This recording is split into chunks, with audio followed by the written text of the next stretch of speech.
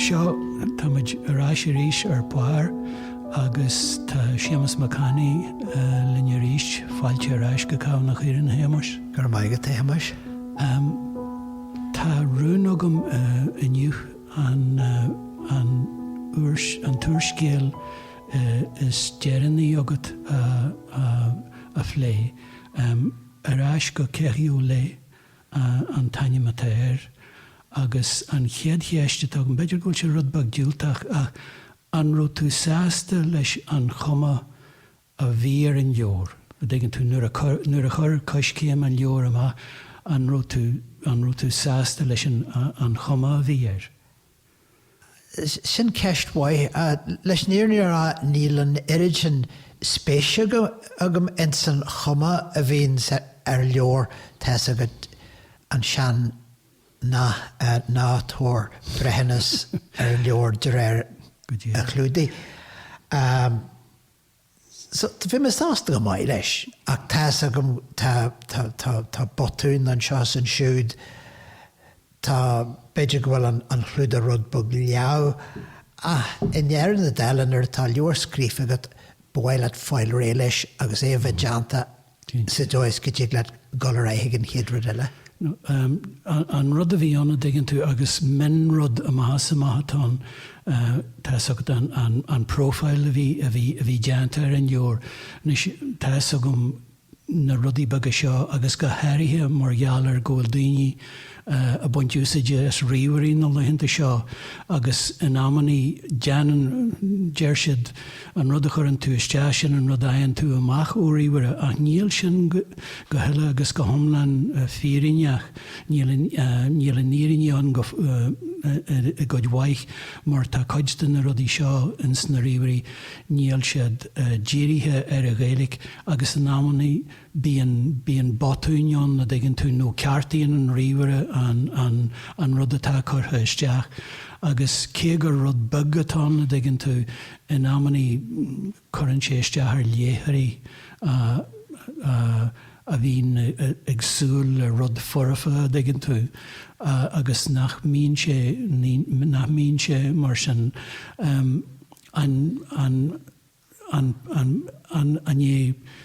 an cólacht coscéim a rinne profil ar an leor.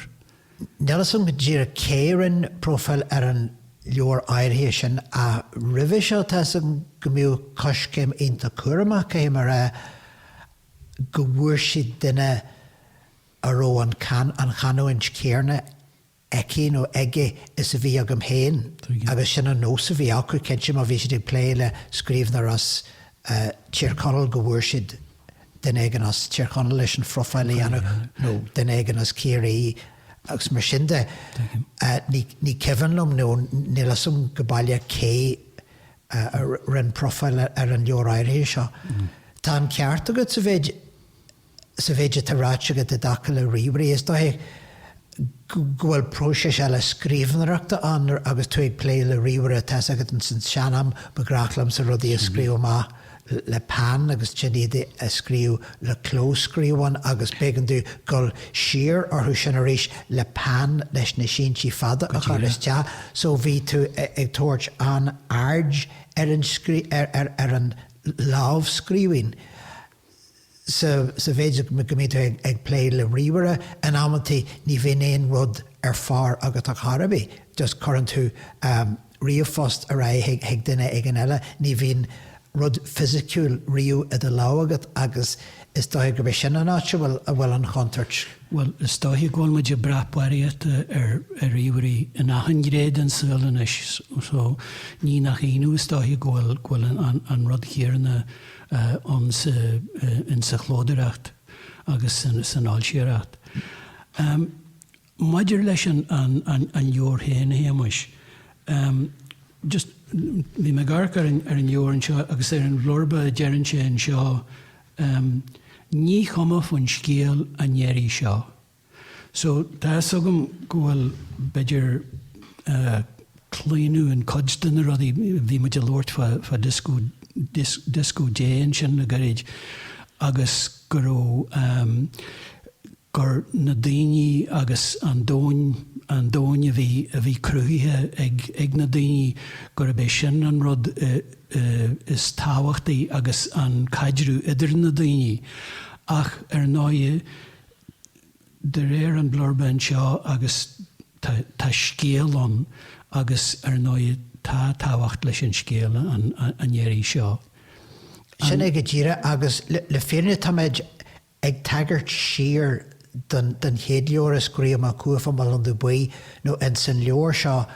bin tá an tabartán is cuma faoin scéal áhachs na súile agus bhí me sé géirí cumarsa de dhéanú le daoine leis an chéadleor sin ní ag scéalaíocht a bhí me beagró scéal in san leor ach sin rud a bhí an bhí me géirí lóirt le daoine bhí me géirí gal a deanghfuil le daoine. Seo an tuairscéal is déine de mo chuide tan so ar bhela higan táid a gol a dro eile ar fad ní héagóir me géirí gal a bhaim ar géine nó géirí commerceid a dhéanú le daoine tá me géirí scéal a insint ag mar godanig me ar an scéal Shéamas Mac Annaidh. Tharla grómuid ar sire in San Bhretáin agus mar dhéanaan turasóireacht ar fud an dóin go déan tú hiag na caislein agus hiag na carracha agus hiag na rudí starúla atá in san cheantar agus bhí muidne gulthart ar na chateau éagsúla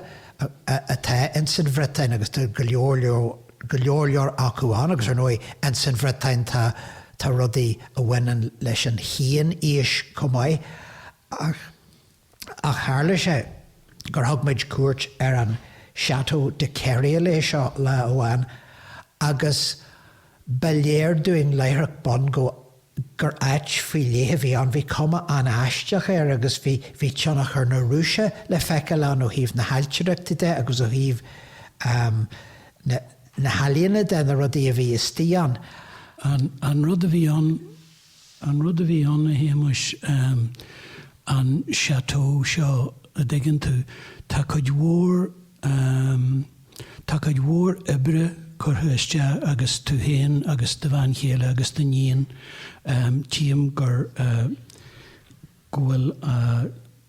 leor timníthe do bhain chéile agus do níon. So nuair a bhí sibh ar saoire in San Bhretáin hanig tú ar an chaislein seo ach níl an sin ach an chéad chéim in san scéal mar tá bhád níos mó na sin an agus nasc ar náide leis an rúis an fásta atá stáithe neamhchoitianta go leor. Sin an rud teas agat bin más ag daoine ar na caislein mhóra seo nó in Éirinn bin daoine gulthart ar na tithe móra lisadéil agus áitina mar sin agus bin spéisiigh daoine in san úsal acma ar ócónaí orthu in na háitena galanta seo ach an amataí ar nói bin scéal eile ar fad taobhthír den úslucht seo agus mar a tharla in san cás éirithe seo bhíon rud ar fad bréagach mas Mac Annaidh an seanbhean ar léithí an te fadó ba duine de úsal acma na rúise ba bhean frinsa de chuid an teilí riaga í ach fós sí duine den choshaintear in San Bhretáin agus thug sí tideal dó agus rinne sí cúnta dó agus chum sí teilech úsal fan a chaine agus bréag ar fad a bhíon san rud seo agus tá bréag úsleacht agus bréag galantacht a buint leis an chateau seo a thóg sí agus tá teannach ar na rúise le feiceáil ar an ailtereacht tá teannach ar na Fhrainc agus tá cuma ionintach ar an áit ach an sin ar a bhhair sin in iad dí buas a áil dag sí an áit ina thuacht ag níos seici agus be é sin an prinsa Felix Yusupov agus dar nói duine bí bhfuil caramathagaí ar stair na rúise agus stair na réamhlóide in san rúis Tás a goh goró an mánach mire seo Rasputin hí dra honachar a immerteigi an teile riaga in Moscow a hála romhat sacu bhí sé an tin leis an hemophilia agus híl siad gróin an mánach seo abalta a leisú agus mar sin bhí tionachar bhí an omarcha tionachar igi sin chuirsaí ní bháin an teile ach chuirsaí políteacht agus riarachan na tíre agus daitheann chud na húsléile goró sé haram dífa fáil réile le Rasputin agus rinn siad iirecht a bharú chuir siad nimhhisteathe in sna bonogí bega chuir siad nimhhisteathe in san íon a bhí a ólaigi ach ba chosol ná bhain tionachar ige sin agus nearad na dála bégan dífa a scaoilú agus chuir siad an chorp isteathe in san áhan agus nar tugó an corp amachas an áhan beléir gur buithú sin an cuma bhí an scéal. So bhí is mai is Kevin am an scéal sin nuair a bhí meise scóil agus bhíú scannain an telefíse agin sin an scéal sin. So bhí cinnal iontas orm a bheithin san áit céarna, san áit a míú an Prince Yusupov seo mar go danig sé sin sláán ón réamhlóid ó Harla gur bhair sé Rasputin seachtain rih na réamhlóide agus gur curú deoraíocht chun hiag an chraim agus go danig sé ón chraim an sin go sí an rang hanig sé sláán. Agus bhí sé na chónaí in san teise. So bhí teas agad in Éirinn beidir go déan tú ag Castle Leslie na bháte go mar sin agus deir sin ó cai Winston Churchill ihe san áit seo nó bhí an ban rion Victoria an seo ihe amháin. So bhí an seis sin rud i gceist a bhí sin bhhad níos leidre in san áit airthe seo mar goró sé sin ina chónaí in san áit seo leis na blianta. Well, tá scéal bag agam héana dagan tú fáin cinál an bhréig uaisleat, stáithe uaisleat, tá muid an seo gaban nach Éirinn dagan tú agus an taine a bhí na tíornaí talú an seo labhraí nes scasal gur ó Albain a henig siad ó labhraí is stáithe an taine a bhí acu, but na labhraí a bhí an. Agus is gyfannwm an choman stare yn sio, common stare etiwl, chwy sydd chys go Castle Cool tiomsaíthe in y scaelin, agus chwy magisteach, agus fi sydd y caint fan y lauries. Agus an van a fi ar gyroryw hart a degyn tu, chadog si fáidir gyrw daoine do bhaitear i nGaeilge in sa lucht éisteachta agus bhí si a caint fan galantas an seo agus an seo. Agus cindas na fear nuair dúirtí anhfuil céisteanna a bhí agah agus dúirt fear amháin agus cinál de smot cé díach seo lig. So chuir sin an cinál digan tú an bí a gcónaí cinál sa dóithíarn agus aró agus bhí an teaghlach riaga in sa rúis faoi dheasa ag Rasputin a digan tú an ammaní tí tú daoine an seo agus tan rud chéarnán fan teaghlach riaga an seo digan tú nach bhecinn siad ghfuil a gacha bí cear nó nach bhfuil tá agad gur daoine daine nearún le fásta. Tá sin fér agus in san leor seo is dá gur thóg méir sin níomháin goró más nó spéis ag daoine ins na tithe móra sin ach an sin ar a hanig ré an tígar Celtí gur thosaí daoine ag éirí ahraise a dhéanú ar na daoine sin gur thosaí siad ag tógu na caislein bréige seo agus caideacu beidir gur thóg siad óstáin nó gur thóg siad golf chuirsaí nó gur siad géirí mar James ahris a dhéanú ar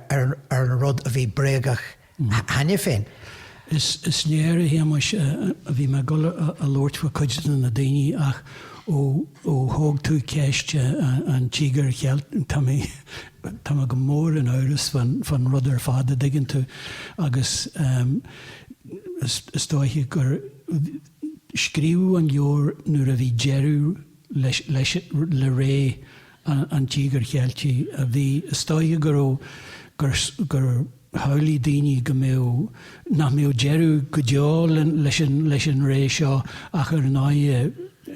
hete tiomlan as a chéile fágu chuid mhór tá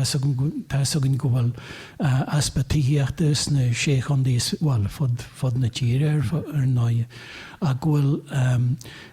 is cyfan am a bheith arc ar na hystáid tíochttas a bhí a lig gan chríochnú bhí siad a lig leach óca agus an sin ní an teirigad ag na daoine leis an rud a chur i gríoch ag an jeú agus ar náide tá mé ag smuitiú in san scéalaíocht diggin tú. Ní bhaineann an mion sin leis na daoine le muitir na Fhraince nó leis an teaghlach riag a rúiseach a bhaine diggin tú. Go bhfuil nasc deanta agat idir de Château de Keriolet agus teabhhail Atlantaí. So tá scéal an sin fásta nach bhfuil agus ar náide George, be me de kaint fa George beidir gin bommetje ach hí George den tuairim gur choirú amachchas a teach iad agus an sin in san scéal nach ró sin fír a diggin tú nis. A rís is dóigh gur ag spéidiú ar bhréige na stara agus go gapan daoine go bhfuil ahan scéal mar an ggéarna ó hála gur hála rud bháin in áit bháin gur hála an rud céarna in a hanaid eile. Is léir teas agin gur scrisú go leor den na tithe móra le linn cogúna síirse le linn na driblóidí céad bliain ó hen ach ní hééis sin an rud a hála a gcónaí chuid na tithe sin beidir gur dóiad trí heisme gur díluiad a bhád ribhe sin ach an phríomh character in san leor seo ghlachan se leis ní smuoin sin se agus bín iontas agus uafas air nuair a higann sé gur go bhfuil a bhhairt scéal i gceist. Just bí me smuitiú cho céalhar agus a bhí na rúisí a diggin tú gur choní siad na páláis mhór a diggin tú agus cuil siad acu go fáil agus na deir siad inné a leis atí an téan a leas a diggin tú agus gur scrisú chuid mhór den na heitin na seo nuair a hocu láfa a bheith curtha ar fónú do witir don phobal. But George a diggin tú an méid sé ceartar a ggóil an scéal go thomlan tóga Hart ar George. Is dóthe go bhfuil mar is duine neamhsplach well ní héag na bhfuil sé neamhsplach ach níl sé ceangailte, níl sé lonithe, níl sé socraí síos a gceart agus tá sé cuairtú rud éigent, tá sé cailte ar bhealach éigen, so tsin sé siar sa stair ben sé géirí smuointeann sé go méidir gur féidir leis an sean tea a bhí go bhaintear gur féidir leis an tea sin a achrathú ar bhealach éigen agus tsin sé thart ag bailú rudaí agus ag ceannacht rudaí a danig as an tea beidir gur hanig beidir nar hanig agus mar James tá sé géirí an rud atá cailte a rud atá cailte a achrathú agus beidir gur curigéal nó bréag ar fada tá an san iirecht sin agus an sin dré mar a héana an leor a rá tugtar deis dó an caislan seo in san bhretain a cheannach, so sort of star omlan, písa omlan starre a cheanna. Agus tá réile genu agi cé acu chórdó an seancha ha winsere a hógail agus rud nua a chrothú nó an star réoianta seo a cheannach. An rud atá na d'igan tú híl mé a gcónaí mar a taráitiún sin na d'igan tú an bhréagúisteacht seo tá muid sásta ghlacu leis ó duine do bhuitir well, na huisleata má smaithleat ach san dóid nach mémuid sásta a ghlacu leis ó ghaoine eile d'igan tú mar go muinneann sé le teaghlach sacu agus tá sin tábhachta ach ar nóide in sin tá sé ceart go leor go bhfuil George beidir a géirí na laithanta maithe achruthú dó héin fríd an teach seo ach ar nóide nuair atá sé de réir mar a héan an támar bíonn sé ag fólam a d'igan tú agus an fís a bhí aige beidir go dagan cinnal cúchlú agus nach de réir chéile bíonn sé ag fólam agus nach an ís a bhí aige nach í sin go ddíireach an Éirinn gur bhfuil casteachta a bunt leis agus nach bhfuil na rudaí seo dúthúgus buan mas mína. Go ddíireach tá scéal a bhhaid níos castain am ar a héil sé an tús agus beidir goil chuid den lucht ar héin sa bhéidir gur duine nachfuil mór an tuiscinne ag nachfuil mór an cóhá ag le daoine eile tá sé a gcónaigh smaointiú ar rudaí a cheannach rudaí a bháiliú agus bhí me in san leor seo bhí me géirí an meon sin a thuiscin chomh maith mar is bháilíthóir mé héin tá go leor leoraí agus rudaí eile bháilíthe agam agus bím sa géirí ceiste chur an hen cén fá gin dhéanam sin bhí mé ag bháiliú stampín ar bhí mé ar scáil bhí mé bháiliú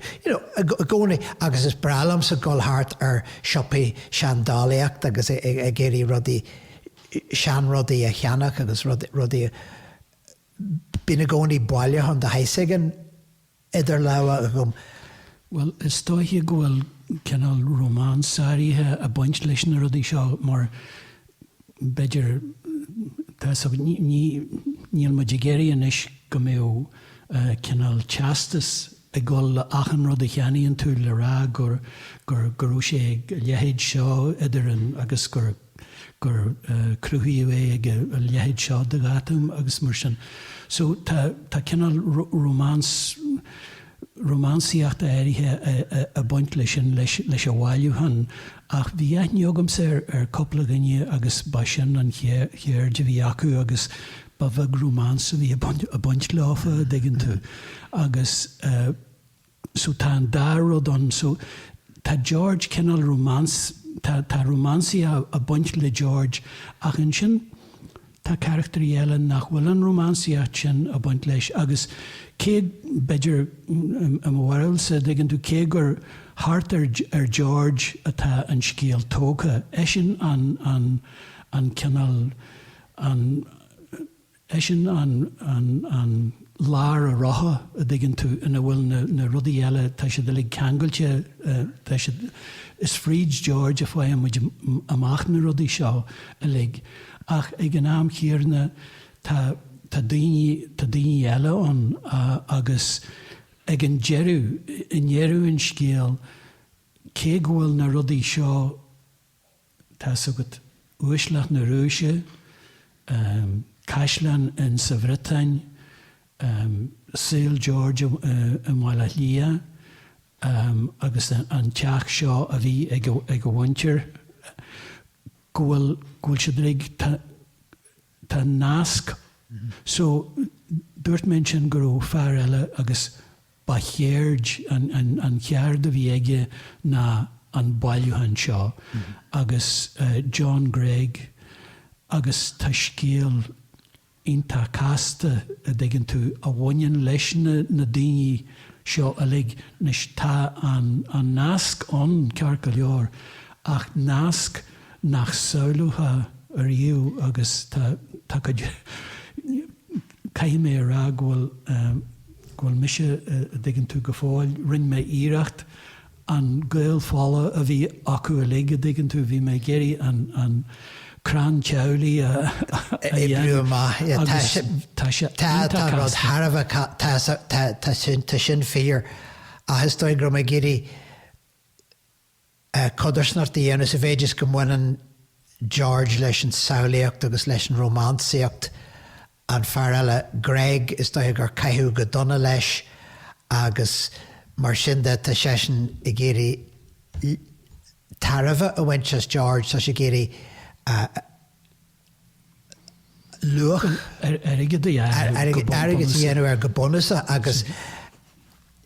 sin an tíhile den scéal sin a dacha le cuasaí bailíochain go mín tá daine an agus níl sim de leiad acu an sanród ach an lucht atá ar ahanrod. No, well, an rud a bhí mé héana smuitiú a dtuigeann tú tá an nasc atá idir an trúr éireannach ar náide tá a bhain gur George gurú sé a caint leis an Fhrainc Félix gurú sé a caint leis so sin an nasc leis an mhórin mas míon leat. Ach an sin tá an trúr atá in Éirinn an turamach French, John Greig agus George Burdell. So or Burdell bachardú rá. So an nasc atá atarú sin ar náide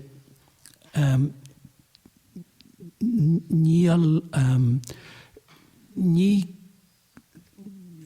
thucailad rá stáithe nach ró nach faoi George agus nach faoi John Greig agus nach faoi an turamach French a dtuigeann tú a bhfuil an scéal níl an scéal níl sé a brach ar sin ach ar an caidrú agus ar an ghaol a bhí atrú agus tá sogann gur bhfuil George ionta románsúil agus gan mar an srían aige ar a hálaíocht go bhfuil ceist éigean tá rud éigean den rúndíhar a buint le John Greig agus an sin an turamach French tá buint ag an trúr acu leis an bhailúhan seo ach an sin tá an ceathrú duine tá Bob Trench an Americanach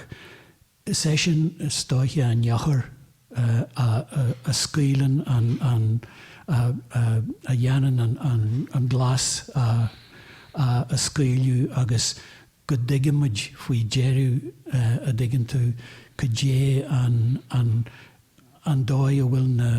na písaí éagsúla seo tá ionta níl siad cosúla chéile ar bhealach a bhí go dtuig siad a lig le chéile ag an deirú agus ar náide tá níos scéal blachtere ach cé gur blachtere a bhí in Bob ach nuair a thuig sé sin isteach an sin tá róirta fólama an sin a thuig agus a bhéir ar Bob an saoil a bhí aige a bheas a ríist. Sin é aithníonn George ag an deirg bhfuil mí léo déanta aige a ríis is a ríis eile agus fiúháin tá an clog a bhíú an san te agus nílas aige tá pol an san clog agus ar scaoilú an clog nó go dé a hálad an clog agus Well, sin an rud a chreid George a d'igan tú gur a béad na regulars a hennig isteach agus gur sin an grach rud mar a dúirt tú go sílan daoine na rudí seo ghlachan siad leis gur mar sin a bhí. Metiste chuid an tealaí. Go díra gan tarigniú a dhéanú dó héin a d'igan tú nó gan an eisnéise a chuir tú a héin ach ar náonn sin tá scéal eile ag an blachtere agus an sin bhéir sin léirú eile ar fad ar an turamach Fhrainc cindas na daoine a híl George gur stáithí go sílan tú gur minister ar náide agus bíonn tú is muitiú bhil ní anú minister seo nó ní aní sé siúd ach ar náide tá cinál de casúin sin scéalann sin agus fáimid amach na rudí seo íon mar chuid den iadireacht a d'igan tú in san scéal mar a chríithníonn se. Ja, sinna go ddíra go mbeidh muidir gcónaí ag teacht ar bhallairt túrama go mbeidh an scéal ag athrú de hir agus an óid tá cuid den lucht ar George sa bhéid is nach duine ró hiisce nach éí ecann sé na cóthaí ní ecann sin na clús mas maith leat agus é i gcul fridge an taal tá sé có teomanta don bhailúchain agus don dearcú atá go héanaar an saoil nach bhecann sé na cóthaí go dtí go dagad siad go dtíar a chós a cór agus na sin caihí sé an scéala a chomú ar fad agus ar bhealach sin an bhí me géirí mar staréas dó agus mar gana bhfuil sim agam a gcuirsaí ghnách Tíams a lehéid sin chomininic sin ag daoine eile cén fáin ar chuir tú ceist nach bhacha tú sin nar smuointe dú beidir gur rud ag an mícheart an sin. Agus an sin ag jeú an leor ar fad chum sa ceist bhfuil beidir nach ró an Éirinn insint ag Yusupov é héin i dtaca le Rasputin. In dhearan na dála ní ró duine ar bíd na daoine eile beo Rasputin amháin ar Yusupov amháin a hanig sláán agus tá muid ag brath go heiles go thomlan ar leagan segisan den scéal agus beidir mar a jearamsa é gur scéal a bhí an a chum sé dá iníon héin agus beidir gur scéal é seo a chum meise dá miníon héin fosta. Just sulla tá písa bag go bháin eile d'igan tú an cinál tá léirú ar bhas John Gregg fásta d'igan tú a tá stáithí mar chuid den tréimh sé fásta inar scríbú an scéal. Mar a hálíonn sé nisníal me géirí a gahabí a thuirtear hiúldan a daoine nach bhfuil an scéal léite acu ach ar náide tá idir stair agus fear star agus tá breag star chuid den star a tan san leor ní well ar náid leor fiction atána d'igan tú ach tá chuid den star mar atá sogainn tá sin tithe ach an sin tá rudaí eile a hitin amach in san scéal nach méthe ag súr leis in san gráchéal ar charbí agus ar náide tá na PC baga seo tá sé le taine le chéile agus caiime ar agur bhain me solta as an leor a héimeis. So ar náide bé sean sogan a lóirte ríist agus an cheadúir eile Well, gur mé baigad héimeis, bhain me an soltas. Cear go leor a héimeis, slán.